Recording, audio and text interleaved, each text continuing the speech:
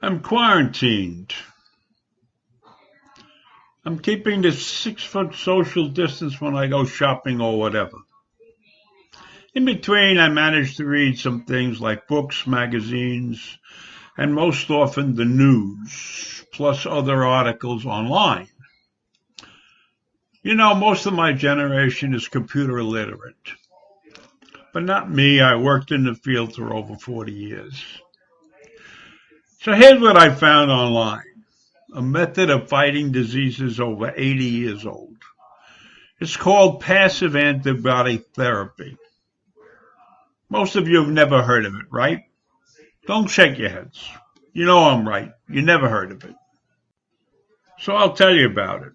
Passive antibody therapy could help fight the coronavirus, and researchers say they could start treating the first patients in a few weeks. Just a few weeks. Isn't that great?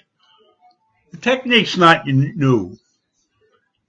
The antibody therapy was the brainchild of two scientists, Behring and Kitasoto, who discovered that certain antibodies in the blood help fight and develop an immunity to specific infectious diseases as far back as the 1890s.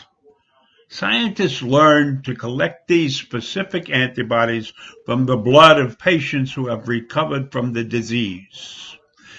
They would inject people with these antibodies, which help patients recover, and this is how passive antibody therapy was born in the 1930s. Anyhow, eventually the therapy was abandoned because antibiotics became popular. However, now, with the growing threat of antibiotic resistance and the emergence of new infectious diseases like coronavirus, passive antibody therapy has experienced a resurgence. The approach is suggested to be effective at both preventing and treating infectious diseases. The beauty of this therapy is that the method could be successfully used to treat COVID-19 patients. And unlike vaccines and other novel approaches, this technique is readily available and doesn't require additional testing or equipment. The researchers point out that most blood banks already have equipment necessary to isolate the serum containing coronavirus antibodies.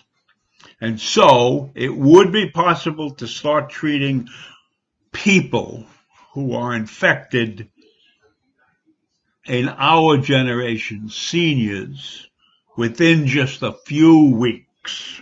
So the guys who wrote the article said they're planning on using this approach on those who are most at risk, as I said before, mostly seniors and patients with pre-existing conditions. But volunteers are needed. People who have recently recovered from COVID-19, because they would have to donate blood in order to produce the serum. So I think the government should mandate that these people who are being treated, they must give their blood after they have successfully been treated. That's the cost of getting the free treatment in my mind. Of course, there are some limitations to the therapy. Researchers point out it's most effective in preventing and treating a condition if we get to it early. So fast and efficient diagnosis is a must. And as the researchers said, it's all doable, but to get it done requires effort, organization, and resources. And people who have recovered from the disease who can donate blood. And of course, we need leadership. Right now, there's no information regarding the estimated dates when the passive antibody treatment may become available. But the fact that medical experts all over the globe are working on a cure for COVID-19 certainly fills me with some hope. But I would really like to find out when they're going to start using this technique. since it requires none of the crap that has to go together with testing and all or everything else the pharmaceutical companies do to claim that they need all the money they're getting from their drugs and vaccines, etc. So let's hope this thing moves to the forefront. Thanks for listening.